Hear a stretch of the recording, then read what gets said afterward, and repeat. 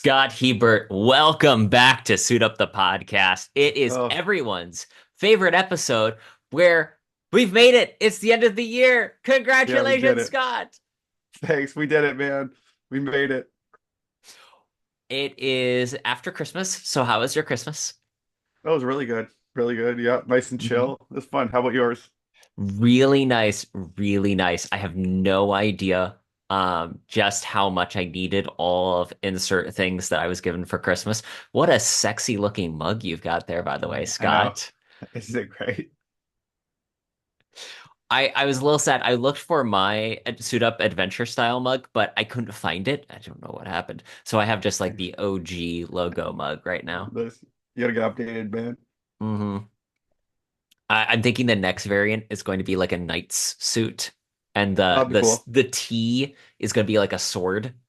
Nice. That's a good idea. This is what you do with what I do with my time is just sit around going, what are suit up variants I can do?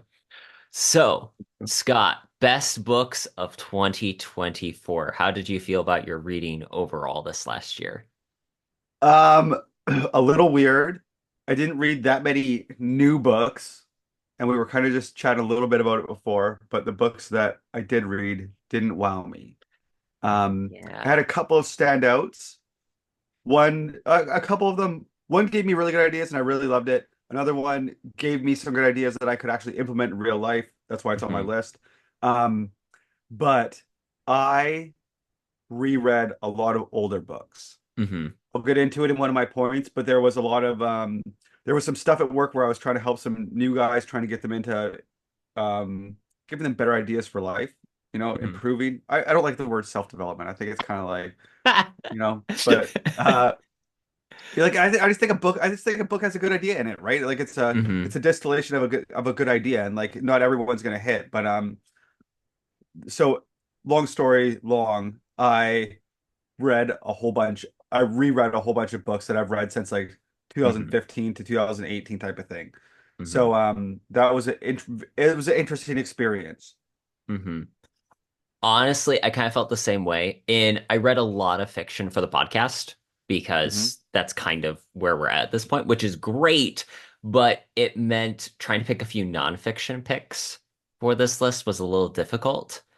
Yes. And there were some. It's funny when you look at the list and you realize how much of the stuff you read the stuff you reread usually is more golden to a Oh certain yeah. extent because you're like, oh, well, I read it once and I loved it enough to read it again. Therefore, when I read it again, it was still powerful, motivating, enjoyable, whatever the reason.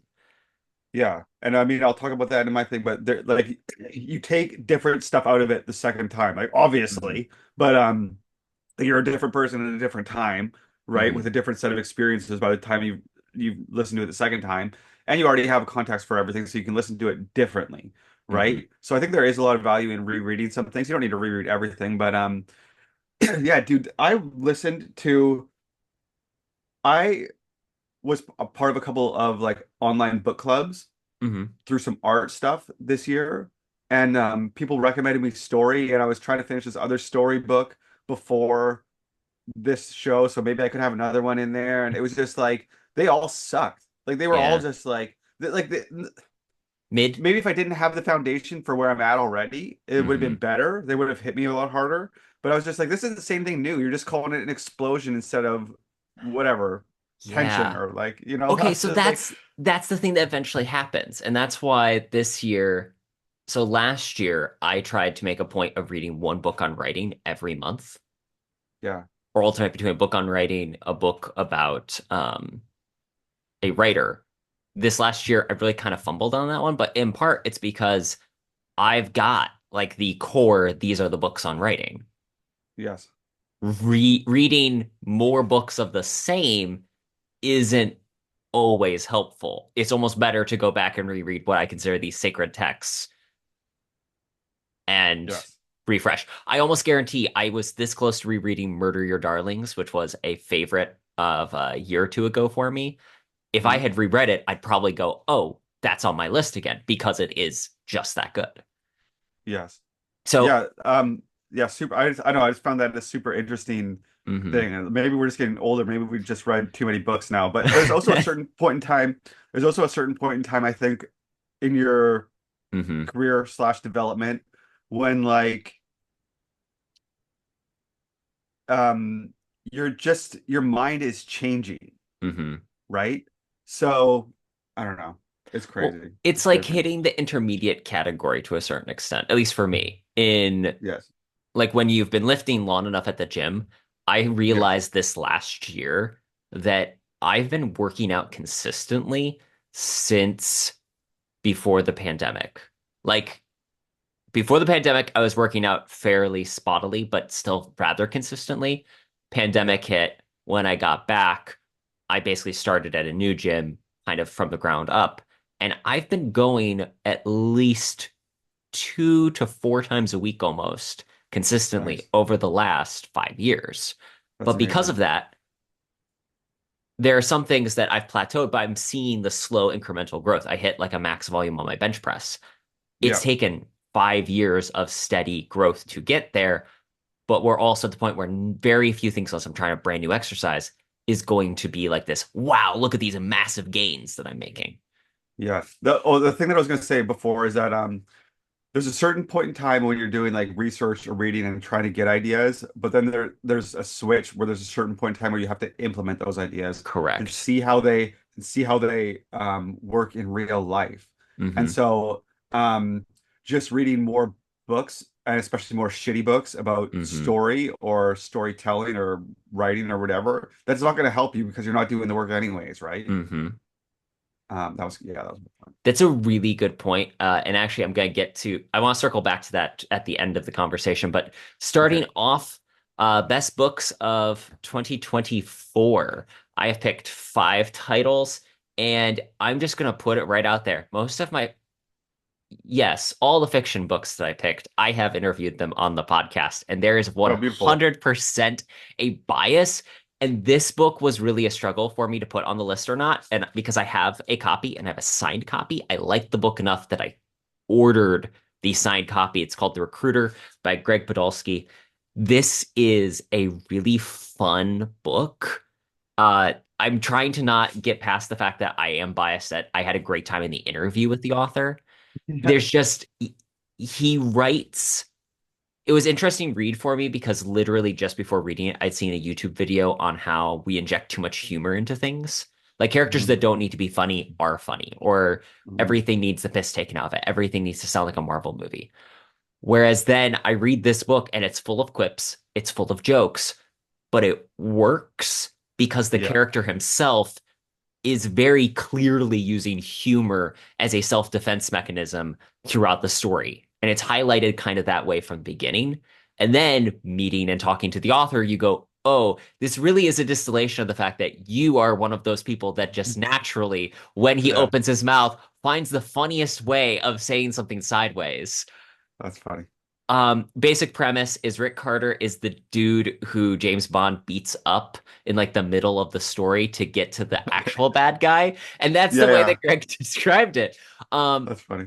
Rick Carter is the main character. He's the middleman. He's the one that you need a hit done. He will find you 5 candidates who are capable of carrying out this very complicated contract because they have proven track records and you need it to look like a frame job. Well, don't worry, they have expertise in that area. So it's kind of funny in that this is not the normal good guy. It's also not the normal bad guy. He's just a guy who kind of seems like he gets out for himself. It does that trope where, oh, his past kind of comes back to haunt him type thing.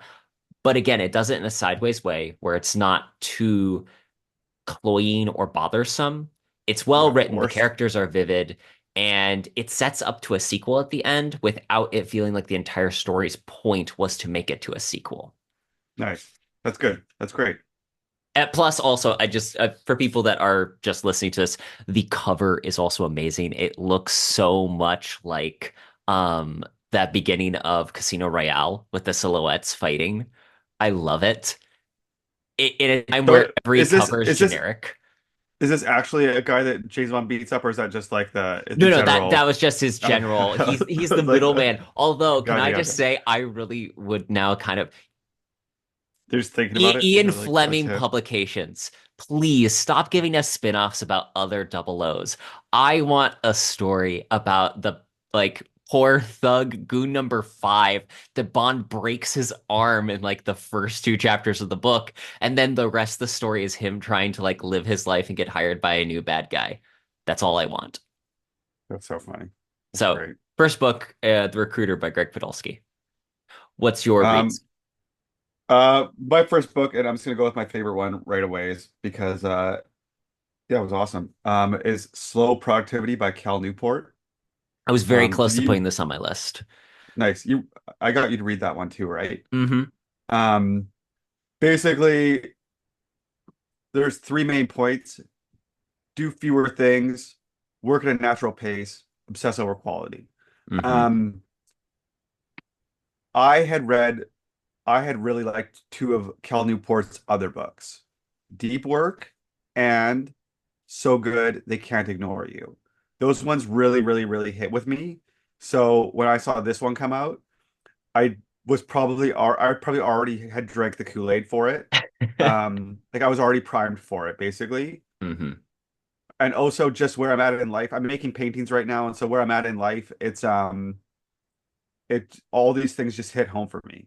Hmm. I also one of my YouTube friends, one of my online YouTube friends, she was also um struggling with some things, and I had told her about this book and about Cal Newport, and I was like, dude, you should read this book.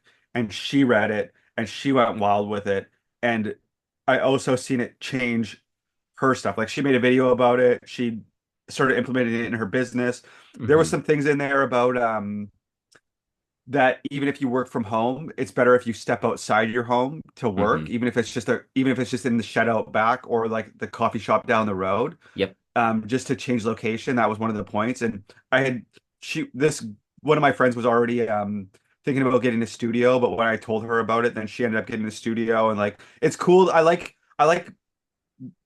it's nice to make a recommendation and seeing that it fall out, but I also Hmm. seen it fall out in my life. And so I just know that like positively fall out in my life. So I know that this just had like a lot of Downstream effects. value. Yeah, yeah, yeah. And so it was just I just think it's cool when like shit like that happens, you know? I was So very close to adding this book to my list. It's yeah. probably one of like maybe two that I was bubbling on. Mhm. It's it does do the thing where I'm finishing up the Pressfield artistic books right now. And I think Hmm. it does something that Pressfield starts to do with those like War of Art, the artist's journey, etc., where put your ass where your heart wants to be, where you feel the actually you can make the argument Nassim Taleb does this a bit too, where the ideas from the other books are starting to weave their way through everything that he writes. And Oh so yeah. if you are familiar with Cal Newport's other books, there are echoes of them in Slow Productivity. And what I do appreciate is he does tackle some of this is what can be a criticism of the other books in Slow Productivity. But Yeah, I think I really took away from that one the if I remember right, he talks a lot about trying to structure more specifically around these are the kind of how to use the implement deep work, I think would be the way I'd put it, while yeah, not overdoing it. totally. And like it's so like I always talk to you about I try to trim the fat all the time. Like I try to cut Hmm. projects. Like I don't need more projects. I need less. I don't need to Hmm. do my podcast. I don't need to do this. I don't need to do all these 5 million even though I What like else am doing I them, right? supposed to listen to when I work out, Scott? I'm sorry. I'm sorry. I got too many open loops. That's what I say. I got too many open loops. I gotta close some things. But like I was already doing the fewer things. There's a lot of Hmm. times where I'm painting or I'm sitting there and I don't get a lot of stuff done that moves the needle, Hmm. but cognitively I feel It like I clears the am. deck. Hmm. Well, cognitively sometimes I need to work through some problems before I can actually work on the problem, Yes. right? I need to work through the problem mentally before I can work on the problem physically. Um, or even just to build something. And I always Hmm. felt guilty about it because I see other people that are just going task to task to task. And then I'm just like, oh, I don't do that. Am I wrong? But then I look at what I've done and all the things that I can do. And I'm like, no, wait, I can do way more shit than all you guys. Hmm. and better. So like, am I wrong? Am I right? I don't know. Time will tell. But no, this one just really hit well with me, and I loved it. I couldn't recommend it more. I think it for the right type of person at the right place. This book and a lot of Cal Newport works can be very there. He's actually got a YouTube channel now, Oh. and a podcast, I believe. So Hmm. when I got my friend to listen to it, I just sent her a couple of videos and I said, check these out. And then she ended up getting the book and went wild with it after that. Like, do a little test run. But if it hits with you, it will hit. And it's awesome. Hmm. And it also gets a recommendation from me, even though I didn't put it on the list. Nice. A plus one. Um, my next book is Agatha Christie, An Elusive Woman by Lucy Orsley. I'm probably pronouncing her last name incorrectly, but it's English. The I'm a big fan of Agatha Christie. She's the author of series like Hercule Poirot, Miss Marple. Murder on the Orient Express is probably one of her most famous titles, but she also wrote Death in Paradise, just all these things that we take for granted in the mystery genre Hmm. that she pioneered a lot of the methods and the reasons, the unreliable narrator. What I didn't realize until reading this biography is just how much the length of time that she wrote, because she was writing basically from just post World War One all the way to the 80s. Oh, wow. So like very large span of time. And the reason why she's still popular is because her writing her writing itself is very easy. It doesn't contain a lot of words that need super hard translation. They're easy reads, even though, as this author points out, you read it and all of a sudden you're reading one that was written during the Edwardian era and you're like, oh, sorry, the Georgian era. You're like, why does this sound super racist right now? Because it comes out of nowhere because the writing style is so normal to today. Gotcha. It's hard to remember that this is written by a um, upper middle class English woman in the 1930s. Right. So, like, really, she has quite a range. She was a druggist during one of the wars, which is the reason she knows a lot about toxins and poisons that then get introduced and now is just commonplace for mystery fiction that was not before. Just hold on. I have a question. Yeah. Sorry, when is this a book written about Agatha Christie? Written about Agatha Christie, yes. It's a And does it biography. just go through her whole life? Just Okay, goes through okay, her whole okay. life. Gotcha, gotcha. And what I appreciate is she does a good job of looking at it from the perspective of this is everything that's kind of been said about her Yes. because she has been a character long enough that there's a lot of misconceptions or stories that just circulate. And it's that kind of popular thing that happens where, okay, let's give a really hard look at the actual person and not Yeah. just the narrative. The other thing I really enjoy is a lot of the stuff about her publishing business and what that looked like. There was a certain point where she actually like sold the copyrights of her work to investors. Mhm. Like it's random stuff like that you didn't expect, and it was a fun read. I enjoyed it. The sad part that I didn't realize was that they didn't know what was happening at the time. However, her work was starting to drop off, like just quality wise, as she was getting Mhm. older. Yeah. And using like computers and research now, it's a very strong, down to how much she was forgetting things. It's a very strong chance she was starting to get early dementia. Sad. And it's sad, but also like, okay, even if she was getting dementia at the time, she was still producing work. Like, Yeah. good for her.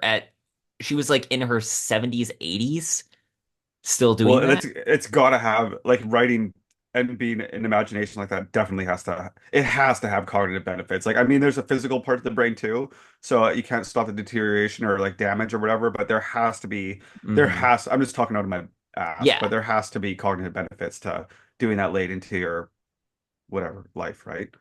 So again, just generally impressive. Her longevity as a writer. And one random little fun fact I read that I loved was she only did one play because she was also an accomplished playwright. She only did one play with Hercule Poirot. And the reason why was because the moment Poirot showed up on stage, he took up too much presence.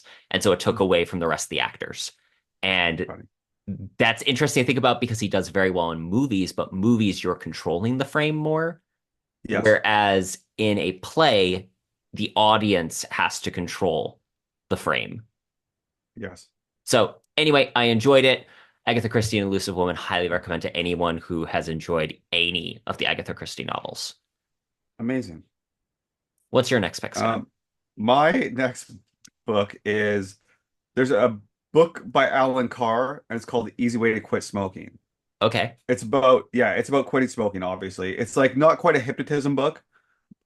Someone had described it as that before because he Hmm. also has seminars and stuff that people go to. But people will go to like a 3-day seminar and quit smoking. Like they've been like 40, like lifetime smokers, like 40 Yeah. years, and they'll just basically quit. Um, I was vaping a lot, and I read the vaping version of the book. So Hmm. there's basically an easy way to quit. They've done it for a whole bunch of things. I think there's like drinking, there's pornography, there's whatever, all these different type of things. Um, but yeah, basically, I was ready to stop vaping. I was Hmm. vaping not all the time, too much. The one thing I really don't like is when I get the is when like when one of my vices gives me the pull, like Hmm. when I feel like that It it starts to wants me control to do, it, yeah. yeah, it wants me to It do takes too it much versus like, gravity. yeah, or like I wake up in the morning and the first thing I think is like, oh, where's my vape? Or like, oh, I need to go to the store. Or I had to wait till 9 to go to the, you know what I mean? I don't like that. I hate that. I don't Yeah. mind doing stuff or like, having fun on the weekend or whatever, but like I hate it when it gets to that point. And that's kind of how I felt it was at. And I just thought I don't have anything to lose by reading this book. Hmm. Um, and basically, yeah, I did it and quit. And I was like, crazy. And it like even though there's like physical Hmm. stuff, it just talks you through it, the whole thing about how it's a waste of time and a waste of money and like it doesn't help you and it even like it even talks through like there's some people that think that doing it less often and just Hmm. keeping it as a treat is an okay thing to do, but it's still keeping you in this dopamine cycle. Hmm. Um, and sometimes worse. Um, and it's just, I don't know, I just found it super interesting. And I just stopped and it worked. And I think that if I, one of my buddies was trying to quit smoking and he kept failing over and over and over. And I gave him the smoking book. I bought it for him. And I said, read this. And he wouldn't read it Oh, because I think that he doesn't want to quit smoking. yeah. Um, but I think that that is like, so I don't know if it's like I was already primed to quit Hmm. and then I read it and I'm like, oh yeah, this works. Well, at the end of the day, Or it won't work unless you're willing to do it. of So, course, but I'm not sure. I don't think it's like gonna change your mind. Like I don't think that if I yes, it gives you force my the buddy to read, tools, but it isn't yes, going to necessarily change your mind on whether or not. yes. So I picked this one just because legit probably changed my life for the better. Hmm. Regardless, like you know what I mean? So not that it was like I wasn't out of control or nothing, but it was yeah, I found it very interesting that Hmm. I found it very interesting that I just find it interesting that like a book can change your mind like that. Like even though there's Hmm. like a physical dependency and stuff with like the nicotine or whatever, it kind of blows my mind a little bit actually. Hmm. Well, and I think that you're doing something with that I think like the modern thing to do, like the next evolution, the next crazy wave we're going to start seeing more and more is dopamine dependence, like people that are trying to take control of the dopamine cycle more. And Oh like yeah. biohackers already do that, Yes, but I think it's going to become more and more normative. totally. We're Yeah, going to get Cal Newport books that are specifically about the dopamine cycle.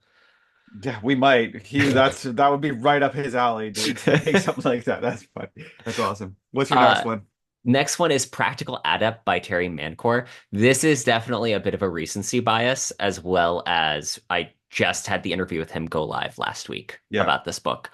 You should call that segment Terry versus Terry. Terry versus Terry, that would have been such a great idea. It's a 17th book in the Spellmonger series. Like, I don't want to undersell the fact that this has been a long running series, and I've enjoyed all the installments.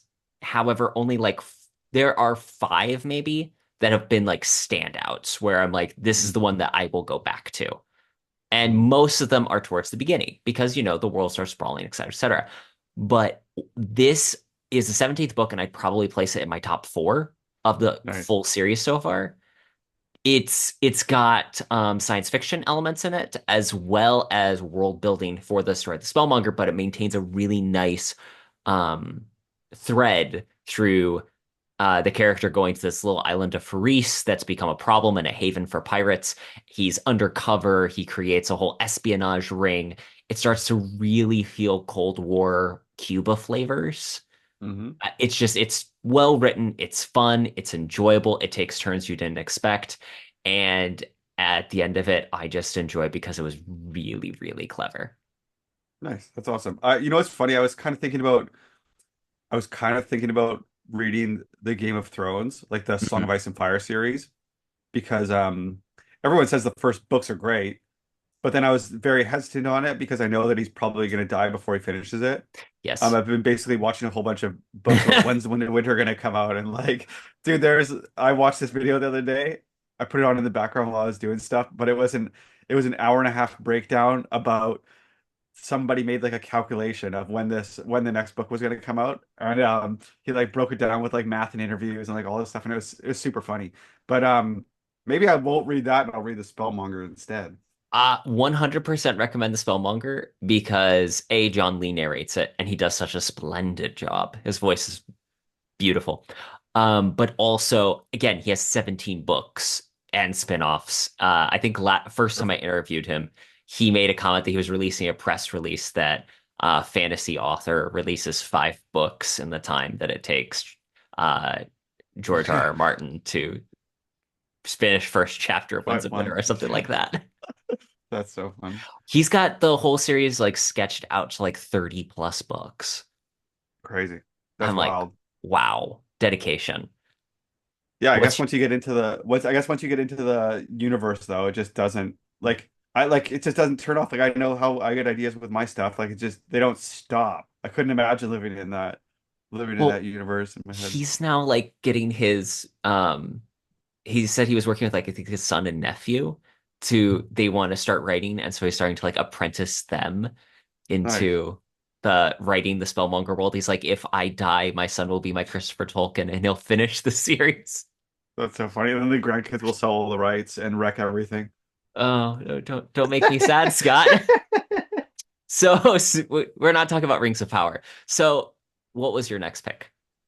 Um, my next pick is not so much a specific. I do have a specific book, but it's not so much a specific book, but kind of something that I accidentally walked down a couple of Hmm. years ago.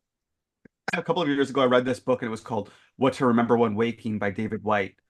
Hmm. Um, someone had I seen it on Instagram. I thought it said "What to Remember When Walking," and I thought it would be good because I go on lots of walks thinking about stuff. So I thought it was just gonna be like a book, like I don't know, meditation about like whatever. But it was just this, like it was basically a book of poetry slash essays by this Irish poet named David White, and he Mm. just talks about life. And I found it very interesting and beautiful. And um, I kind of didn't. I'm not like a poetry guy. Hmm. Um, I've never like I don't want to do like a short book of poetry, but like somehow when they're have like a little poetry intro and then kind of expand on it, I really like it a lot. Hmm. I didn't know that was a thing. I didn't know that was a genre. Hmm. I so I don't even know where to look for this type of stuff. So I kind of stumble into this type of stuff. But as I was going about my year this year, I had lots of stress, lots of changes, blah, blah, blah, blah. I got this, I remember this What to Remember When Waking book, and I listened to it. And then I also listened to this other one called Walking in Wonder by John O'Donohue, who was another Irish poet guy. And same thing, I just liked him. I just thought it was super interesting. Like, it's not something that I usually listen to. It's more philosophical about life, but not such a hard philosophy like a stoicism. Like, this is what, it's Hmm. not it's not like a religious dogma. It's just like some guy spouting ideas. And I very much, I really liked it a lot. Um, I think that next year I'll probably try to dive into those a little bit more Hmm. explicitly versus like stumbling onto them. But I really quite like that. I don't think that with this specific recommendation, I don't think that you need to listen to the same book that I listen to. I think that you need to take a dive and to find something that suits you, because obviously that's going to be a thing. I don't know how to find them, but yeah. But I think that yeah, I know. It was just it was very interesting. I really liked it a lot, though. It was one of my things. I just took a lot out of it. And it's also one of those things, which we'll talk about in my next point, but that you take a lot out of stuff the second time that you listen to it, different Hmm. stuff. You're a different person at a different time. And No it's man just steps into the same river twice, for exactly, the river yes. is different and so is the man. Exactly. Nice job, Marcus. Thank you. Uh okay, what's your next one? My next one's a bit of a cheat. I'm doing something that you've done in the past. I'm picking two books that are kind of one. So Uh, the Black Stiletto series by Raymond Benson. I'm holding Endings and Beginnings, which is the final book. But the last two books, they're 5 book series. The last two books are Secrets and Lies and Endings and Beginnings. And they really form a part one, part two of one book, essentially. It is not easy to end a 5 book series. Ask no. George R. R. Martin. The point being that somehow this series manages to land the plane in a very satisfying way.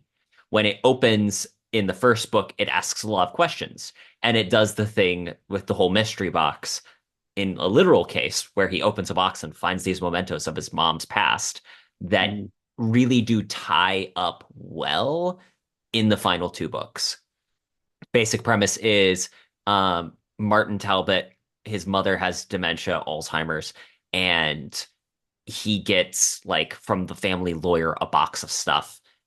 His mom, it turns out, was the famous vigilante, the Black Stiletto, Okay. and in the 60s. So then it goes down, he's reading her journals from the time. And so the book starts splitting between his story and her journal. The last two Cool. books are getting closer to the point where he knows he would have to have been conceived and born, and he doesn't know who his dad is. Right. So this is going to answer those questions.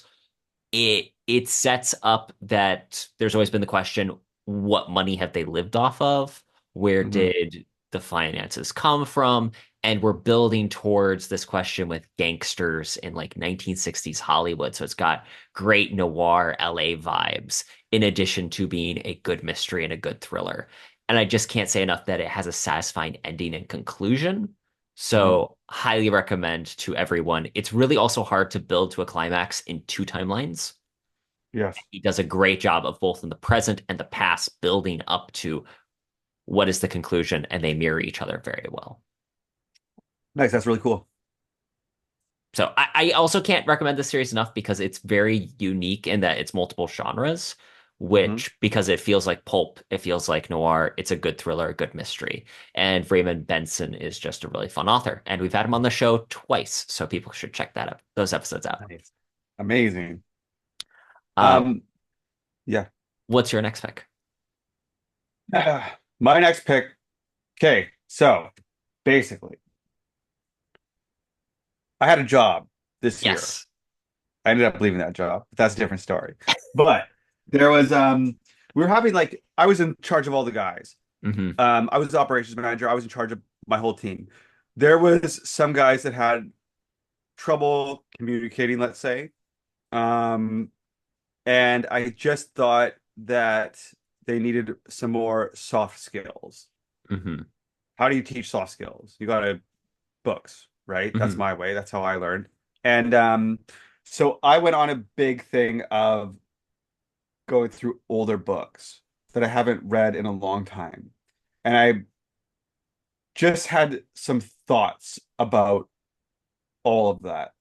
Um, a couple of things is that I don't think that I realized how much that I had internalized a lot of Hmm. the stuff that I had read Yeah. until I got like one of my buddies at work. We did like growth mindset. We did the obstacles the way. We did Extreme Ownership by Jocko Willink. Um, but when I got one of my buddies to read The Obstacles the Way, one of the things he said, he's like, "Is this what you've been doing the whole time?" I was like, "Oh, I guess so." Like I didn't think about it like explicitly like that, but like yeah, I guess. Like he's like, "Has this been Stoicism the whole time?" I was like, "I guess so." Like they don't know I had a podcast or did anything. Like they don't know. So it's just like it's Wait, can funny. we start getting Um, campaign? If you get it back on Instagram, I want Scott the Stoic as like the your handle. that's so funny. Maybe we'll talk about it. Um, yeah, I first of all, I couldn't believe how much some of the stuff I had implemented. How much of it had, how much of, like we've talked about it before, but like sometimes an idea will grip you, like its tendrils will take Hmm. hold of you. I don't think I quite realized how much I had I'd just been basically consumed with some of these ideas because Hmm. I've been so far removed from them that that like somewhere along the thing there was an idea of like how I want to be or whatever, and then now 10 years later, approximately, um, I am this thing, and I don't know when that shifted from it having been an idea to now this being who I feel like that I really am. And I don't feel like that I'm like pretending to be that thing or whatever, but it's just interesting. Same with the extreme ownership thing. It was Hmm. just like about taking accountability, da da da da. And like I feel like I do that. Um, and I don't know when that happened. So I just find that an interesting concept. The other thing is that there was there was five, six people. There was two people who I really wanted to help improve. There was two who kind of didn't really need it. The stuff that at least I was giving to them at that time. And there was two who were kind of mid, in the sense of they could take help if they needed it, but they were doing all right anyways. They probably would have figured some stuff out on their own, might have taken a little bit, but blah, blah, blah, blah. Um, the two guys that really needed the help were so incredibly resistant to anything. The first book that we did was Mindset by Carol Dweck, which is basically just says Hmm. that there's this thing called a fixed mindset and a thing called a growth mindset. Everything is better when you have a growth mindset. And one of the guys wouldn't even finish the book because he's just like, oh, this is too hard. I'm not getting anything out of it. Like da da da da. And it was just like, it was just Wow. sad. First of all, I just thought, yeah, it was just sad. But like, I couldn't believe how much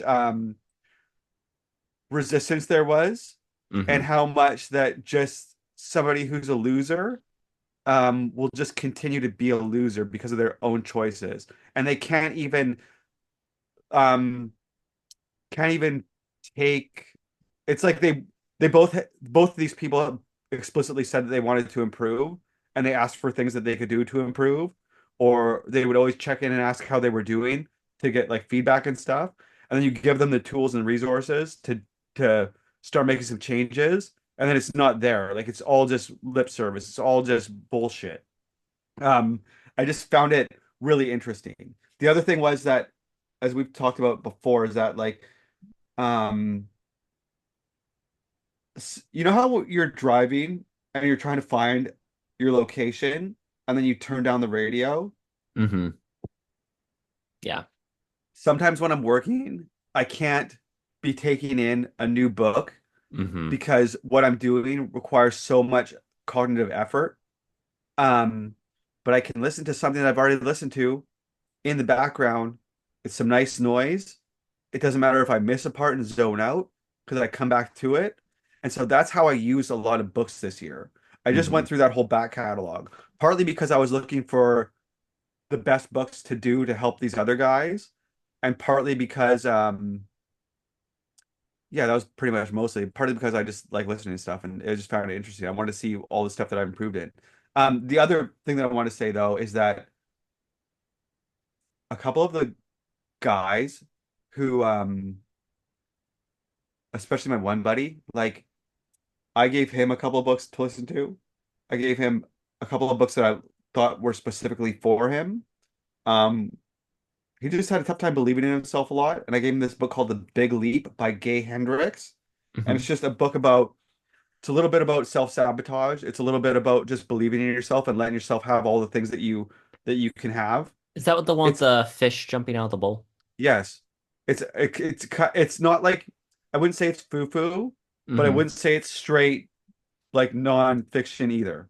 Hmm. It's about a business coach. It's like a little bit of psychology, but it's a little bit like I don't know how to explain it. It's really good though. I really liked it. Um, it's just about that you can like you don't need to self-sabotage yourself. You got to stay in your zone of excellence. Da, da, da, da, da. Basically, I gave him this book though, and he took a lot of things out of it. We've hung out a couple times since I've left this job or whatever, and it's just he wants to go to Japan and maybe move to Japan now and Oh, stuff, and he's like cool. doing all like he's putting stuff in line to do it, and it's really fucking cool to see the whether it's my other friend doing the slow productivity or this guy making um changes in his life to be better, or the guys that didn't listen. I gave my boss some books to listen to too, and he was a very stubborn, arrogant, narcissistic guy, and he wouldn't listen. He didn't listen and didn't read anything, and we got all the same problems that I was dealing with 2 years ago, or the same problems I was dealing with a year ago, or the same problems I was dealing with a couple months ago when I left. They were all the same. He wouldn't change. The problems that I had with those two other guys, they didn't change. They were the same problems we had a year ago. They're the same problems we had 6 months ago. They're the same problems we had 2 months ago. My buddy that improved, I didn't have any problems with him, and now he's making improvements. Like the Hmm. difference between people, it's I don't even think it's books. It's just the willingness to accept help and to be humble enough to think that you can improve. Like I don't know where those lines are, but it just like this all this shit was so clearly illustrated to me in my life this year, and I could see it across like basically a dozen people, including myself. Um, and now seeing like where you're at or where I'm at, and then seeing that play out. Because I mean, so say I didn't, I graduated high school in 2006. Hmm. I don't think I really started reading books until 2014, let's Hmm. say, maybe one a year from 2006 to 2014. 2014, I was like, this is it. I'm doing it. So you don't, 2015, you see a little bit of improvement, but not really. There's not the discrepancy between people that read and people that don't read. But now, 10 years later, like, yeah, I'm starting to see it big time. You know what I mean? Like, even to the point where like I've internalized some of these ideas where now these people are thinking like this is how I am, not like the savage guy 10 years ago, the mess that I was or whatever. Not that I'm still, I mean, I'm still a mess now, but no, it's just it was like this year for me was like such a clear illustration of what happens if you're just like I was gonna say humble, but I was like projecting that on myself. If you're really humble like me. No, if you can let go of your ego and think that you actually do need help though, Hmm. um I'm just seeing that play out and I'm seeing that play out in real time with real people and the people that I thought would do well are doing better because they Hmm. took in some information and really cool. I think that revisiting older books that have had value for you can be I just found it I went pretty deep this year. I probably like re-listened to I'm gonna say between 20 and 40 books that like I listened to before. Was there Um a highlight in those ones that listening to it again, you're like, this is it's that the meme of the stoic like seeing his wife, you're just as beautiful as the first time I saw you. um I think that I think that listening to the I think that listening to the obstacles the way again Hmm. made me realize how much I had internalized it. Hmm. Um all of those concepts, all of those everything, that was probably the biggest particular one. Hmm. But going through them all, like I gave these people I stacked them so that they all flew into each other. So it was Hmm. like growth mindset. We're gonna like I primed them for all the other books that were coming, basically. And You then gave at them a the end playlist of reads. yeah, but I did it in a specific order to Yeah. brainwash them. Like to brainwash them into like I primed them. I Yeah. gave them growth mindset first so that they were primed for all the other information. I Yeah. was working my way through all this stuff. We did 3 books and then I ended up giving them like I gave them each a specific recommendation on Hmm. like something they needed to for their individual stuff. So Hmm. like it was cool basically though. I think though rereading the obstacles the way I couldn't believe how much I internalized it was my biggest one. But honestly, I took stuff out of everything again, like, and especially just seeing it play out with the people that didn't take action versus the people that did take action. It was just like such a clear, like, oh no, I want to be in this camp, and I don't want to be with this camp, and I don't want to hang out with these people, and I don't want my friends hanging out with these type of people, and like, I'm just gonna, like, I'm old enough now that if I want to, and I do choose this, but I can only hang out with good people if I want to. Yes. I don't need to hang out with losers. I don't need to hang out with people who are going to pull me back down. Hmm. Um, and there's a big difference between like someone having a hard time, you need to pull them along a little bit, or someone who's not trying, who's going to stay stuck at that level. Hmm. Um, I Well, know enough isn't really good people. Well, I was going to say I know enough really good people right now that I don't even have time to hang out with all the good people that I want to hang out with. So it's just like mhm. I'm just making those choices now pretty explicitly, and it's like it's nice. In one of the things I will always remember from the 48 Laws of Power is avoid the unhappy and the unlucky. Hmm. And that's like his chapter on get away from the toxic people that wherever they go, whatever they do, they everything they touch just becomes irradiated. He uses Yes. Lola Montez, if I remember right, as the example Hmm. in that one. And anytime we talk about avoiding people, that's what I think of is that chapter. That's interesting. Maybe I'll have to reread that one because I don't specifically, I mean, there's 48 of them. I don't specifically remember that chapter hitting with me, even though I listened to it a whole bunch of times. But yeah, dude, that was another thing this year that really proved to me is just like how much, like, yeah, how much the right crew. Well, I mean, we were Hmm. talking about this before that we started recording, but the wrong people can drag you down, and you Hmm. don't even, the thing is that you don't even realize it until you wake up one day and something happens, and you're like, oh, wait. I think I've been feeling like this for 6 months. Oh, Hmm. wait, has this been happening for this long? Like, after I left my job, and once I stopped having to deal with the bullshit of people, I was like, oh my Hmm. God, what was I doing? Like, I mean, I was getting The paid, but air it's is cleaner. well, yeah, I couldn't even believe how much like I personally probably hang on to things a little bit too much. I get a little too consumed with everything, good or bad, vaping Hmm. or painting, right? But yeah, there was I just I like books. I like old books.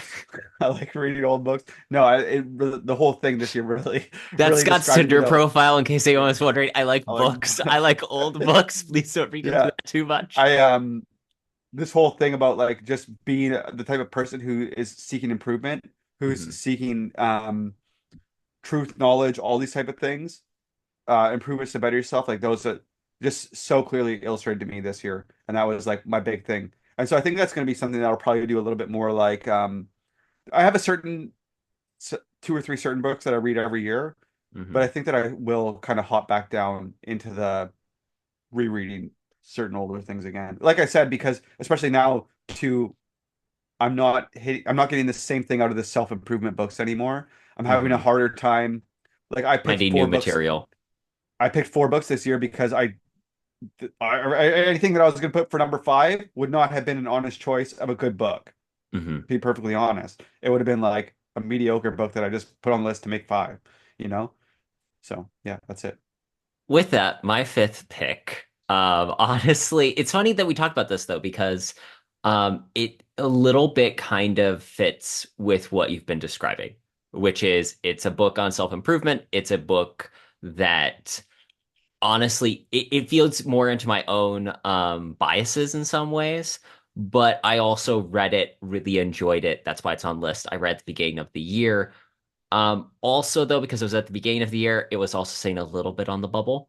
It's also a little different in that this book is not written more for like housewives than for me. So there's that asterisk there, but it's called The Lazy Genius Way. Embrace what matters, ditch what doesn't, and get stuff done by Kendra Adachi. Okay. I like the premise of the book a lot, even if some of the specific applications are different. She's trying to talk to an audience that they're trying to get the kids to soccer practice while also keeping the house clean and making dinner and Yeah. potentially also having a job. I am not that audience. However, take away the soccer kids, sometimes it feels that way. The the basic premise is rather than trying to be perfect at everything, only try being a genius at the things you care about. Be lazy at everything else.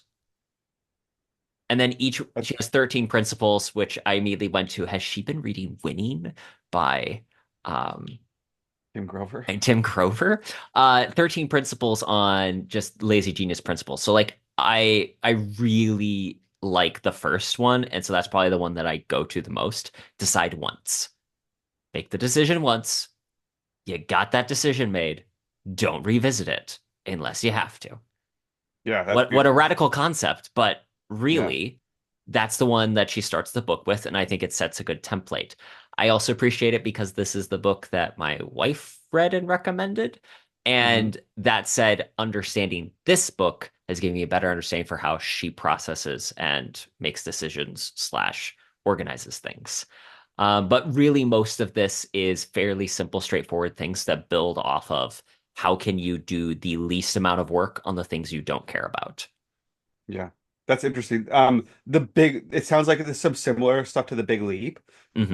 but a little bit more like the Big Leap just says that you should go into your zone of genius. It doesn't say to Hmm. disregard all the other stuff so much, but it's interesting. It sounds like it has parallels. Hmm. Um, Well, and also like it's funny when you said that zone of interest, it reminded me of the field of play model from yes. the alter ego Alter effect. ego. Yeah.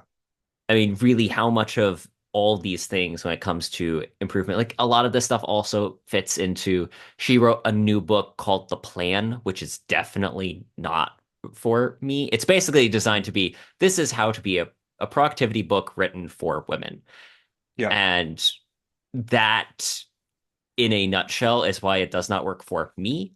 But Yeah. even with that, when I'm listening to it like with faith, the thing I take away is, oh, she is kind of not repackaging, but these are essential elements that we're taking from Essentialism by Greg McKeown, from Atomic Habits, and just tailoring them more specifically for the audience that the book is written for.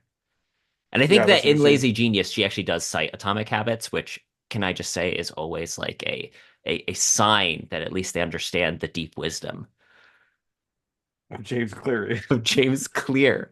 The only That's email that I want to read on a weekly basis. that's so funny. Yeah, it's interesting how some of those self-help, let's just call them type books, Hmm. feel like that they're tapping into wisdom, and how other ones just feel like they're not saying anything, even though Yes. they're all pretty much saying the same thing. Hmm. I don't know where the delineation of that line is, though. I mean, obviously not, or otherwise I'd be a writer. But uh, I find it interesting. so you were talking just to like land the plane here on this conversation. I wrapping back to some of the stuff you were talking about. I read 100 titles this year. Some of them are ones I've read before. When forming this list, it was really hard not to pick the stuff that I've already read before, even though there were only like maybe 4 or 5 books specifically that I read Hmm. previously. But because they were so good, it was Yeah. hard not to pick them. I think that going into 2025, I'm going to be more intentional about reading only 50 books. Like I'm going to challenge myself. Most people, not to brag, I read a lot. And Hmm. because of that, I kind of want to pull back and challenge myself to read only 52 books instead of 100. Hmm. If I read 52 books, I can set a plan in place for these are the books that I know I want to read, that I want to revisit, make a plan for every month. I'm going to read this many nonfiction, this many fiction, pick those biographies of great writers that I want to read more specifically going into the new year. Amazing. Yeah, it's a good idea.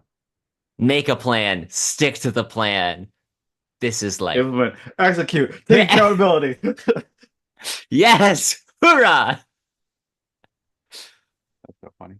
Any final thoughts on books, reading, and what are your do you have any reading goals for this next year, Scott? Besides Um, specifically revisiting the great pool of wisdom. Do you have to trade one of your um, eyes? yeah, I wish. Um, no. Basically, I am trying to be a painter, Hmm. and I currently am unemployed. I wouldn't say that I'm working for myself because I don't have steady sales coming in. Once I get steady sales, then I'll say I'm self-employed.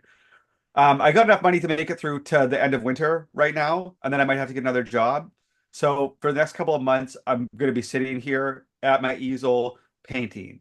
So I probably have quite a bit more time to listen to stuff than I have Hmm. previously. So I think that for the first couple of months, at least while I'm not working, or while I'm doing my art, I should say, because I'm working just for myself. Um, I think I'll probably be a lot more deliberate about trying to listen to stuff instead of just watching longer videos on YouTube and Hmm. stuff like that. So I think that I would like to go into a couple fictional series, like if I went into the Song of Ice and Fire or the Spellmonger books, I think I would like to do something like that. Um, and would just like to be a little bit more deliberate with some newer books. Hmm. Um, the the Lazy Genius sounds like something I'll probably listen to. I think you'd I'm actually enjoy it a lot. I'm open to it. Hmm. It's yeah, I would like to. I feel like that as happens, there's gonna be a natural ebb and flow to life. I felt like this last year, newer books was not my priority, Hmm. and I'm getting into a spot where I'm coming out of like the The dearth of when I tunnel. had to be. Well, I listened to a whole bunch of books from 2015 to 2020. Hmm. I kind of had 2020 to 2024 to figure out myself a little bit. I needed to silence everything. I needed to turn down the volume. I needed to not listen to so much stuff. Hmm. Now that I kind of know who I am and where I'm going and what I'm doing, I can kind of turn it back up. I just need to be a little bit more deliberate about what I'm doing. Hmm. Um, but I definitely need to, I would like to be a little bit more selective and brainwash myself into like some good ideas this time and see where I can get to in the next 10 years if I'm, making good choices and stuff. So that's my plan is just to be a little bit more deliberate, I think.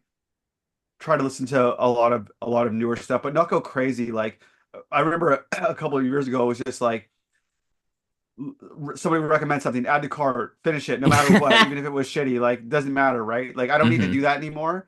But yeah, no, I want to be a little bit more deliberate and just go hard, but just go steady is a better Hmm. way to put it. Maybe go at like 75% speed, but just like steady, just march forward, just onward, onward, onward. What about Hmm. you? I like that idea. I'm again just going to try to be more intentional with these are the books I want to read. Yeah.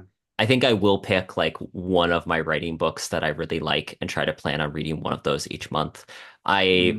finishing my reading at your very wise recommendation to try because I was at guys listening. I was at 98 titles 2 days ago. And I was like, I am so close to tasting 100 titles. I need to get this done. Do I read children's books? And you reminded me, hey, the Pressfield art books, read those.